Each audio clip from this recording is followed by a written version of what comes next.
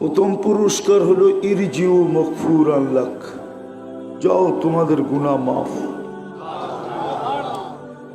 দ্বিতীয় পুরস্কার দিবেন বুদ্দিলা সাইয়্যাতিকুম হাসানা, গুনার জায়গাগুলা নেকি দ্বারা পরিপূর্ণ হবে। তৃতীয় আরো একটা বড় পুরস্কার দিবে, ইয়াযকুরুল্লাহ ফী মান ইনদা, আল্লাহ ফেরেশতাদের সামনে আমাদের নাম নিয়ে আলোচনা করবে। আর আল্লাহর একটা সিস্টেম, পদ্ধতি, নিয়ম, যার ব্যাপারে আল্লাহ ফেরেশতাদের সামনে আলোচনা করবেন তাকে আর কোনোদিন শাস্তি দিবেন না। এই জন্য শয়তান কিন্তু খুব চেষ্টা করবে যাতে মনোযোগ কম হয়, পরিবেশটা নির্জুম না হয়, খুব চেষ্টা করবে। কিন্তু আশা রাখবো আমরা শয়তানকে জিততে দিব না, আমরাই জিতব আর পুরস্কার নিয়েই উঠব। কথা লম্বা হবে না, কিন্তু বললে তো আবার হুজুররা রাগ হয়ে যাবে। পরিচয় দিতে দিতেই যদি 30 পারার 15 পারা শেষ হয়ে যায়, একজনের পরিচয় যদি 15 পারা লম্বা হয় তো আর কথা বলার সময় কখন? এই জন্য কথা অল্প হবে, শুনবো তো ইনশাআল্লাহ।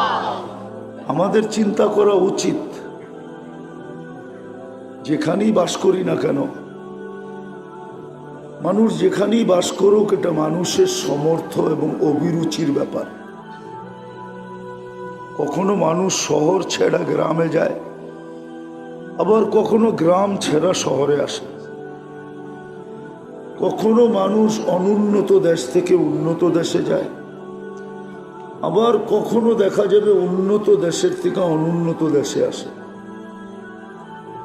একটা উদাহরণ দিই, পয়সা থাকলে আমাদের দেশে বাস করা যত সহজ, হয়তো আমেরিকা শুনলে চক্ষু কপালে ওঠে, ঠিক না?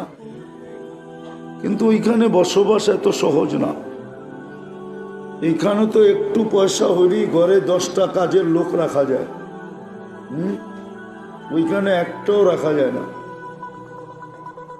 আমাকে তো বুঝাইতে হবে না, ঠিক না? না, আমার গুলিস্তান যাওয়া আর আমেরিকা যাওয়া, অহংকার করে বলতেছি না, একই। আমি একই মনে করি। কেননা গুলিস্তান গেলে রিক্সায় যেতে হয়, আমেরিকায় গেলে প্লেনে যেতে হয়। ডিফারেন্স শুধু এতটুকু। তো আমরা যেখানেই বাস করি না কেন, খাওয়া দাওয়া যেমনই হোক না কেন, পোশাক পরিচ্ছেদ যেমনই হোক না কেন, বংশ বলি যেমনই হোক না কেন,